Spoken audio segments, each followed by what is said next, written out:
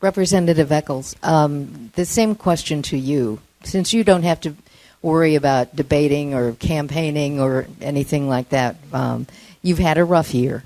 But tell us what we need to be watching.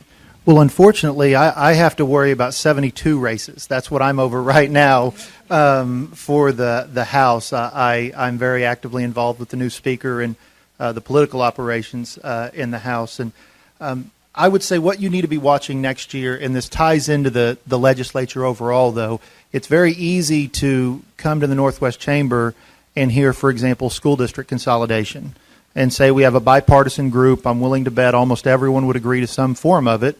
So I would leave, if I were you, and think, why in the world has that not happened yet? And this is when you're watching. I don't even want to bring up the C word. I haven't. well, it's overwhelmingly popular in my district if you're talking about dependent school districts. Those are school districts that don't have a high school. However, the real divide in the Oklahoma legislature is not Democrat and Republican. The real divide in the Oklahoma legislature is rural and urban. And the needs of rural Oklahoma and the needs of urban Oklahoma are very different. And that's why we live in a representative democracy. And that's what it is. And we're here to represent the views of our district. But that doesn't mean that if I live in the Panhandle, I view the world the same way that my constituents that live on Northwest 10th Street view the world. So those are the issues you're going to watch. Even when you talk about issues like, for example, the sales tax, we're going to move to one of the in the top 50 cities, Tulsa and Oklahoma City are going to be number 2 and 3 if that passes.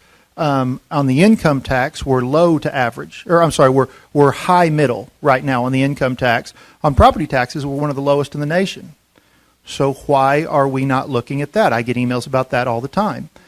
Because there is, it's a negative number, the chances of that passing a vote of the people, because rural Oklahoma would come out against it in droves.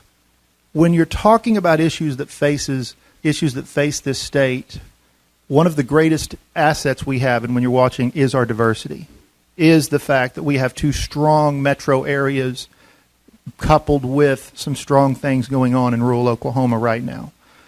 But what you will see when we're going through is I think the next leadership in both the House and the Senate is interested in being more than caretakers of the budget. I could have a computer program come up with a budget that would balance. Now, passing it is a totally different deal. But I think you're going to see House leadership and Senate leadership that's interested in moving the state forward and tackling some of these issues. Nobody in my district is talking about water, but you should be. You should be very concerned about it. But we don't know about it because when we turn on our tap, water comes out. But that's a real issue. And right now, because it's rained, which has been Oklahoma's water policy for 100 years, we hope God sends us some, that's not a great policy. We're going to have to be dealing with those issues. And we're going to have to be dealing with what are we going to do with these reforms in school? What are we going to do? When we talk about school district consolidation, I believe the Western Heights School Board I would put them against any school board in the state of Oklahoma. I think they are amazing, the group they do. I got an email when we talked about school district consolidation saying, how dare you consider this? I replied back, you're a 5A school. When we get to you in 150 years, I'll talk. I mean, these are not the issues that are going to come through. What we're dealing with right now is when you talk about consolidating administrators of dependent school districts, you have 4,000 people show up at the Capitol. These are the issues you need to be watching. And what you want from your legislator, I hope, is something different.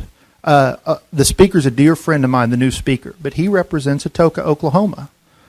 I don't have the same views. What we need in Oklahoma City is very different than what we need in Atoka. What we are going to have to do, and we have a southeastern Oklahoma speaker, first time since the 1920s, by the way, we've had a southeastern Oklahoma speaker. We have a western Oklahoma pro tem. There are some differences. We're going to have to work through those. And we can do one of 2 things, and I think we're going to do the latter. We can grandstand, and we can stand on our issues and think we're right and do nothing, or we can engage in the art of compromise and view that we're going to move the state forward in a positive direction. And I think you have, and every member on this board is going to be in leadership in their various groups, in my opinion. I'm not the speaker, but I think that's what's going to happen.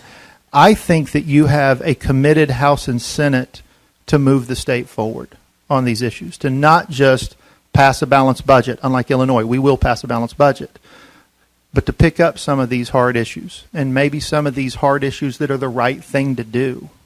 I don't have any constituents that work at the Department of Corrections, but we have to do something there. We have to be smart on crime. We have to. We can't continue to lock people up at the rate that we're locking them up.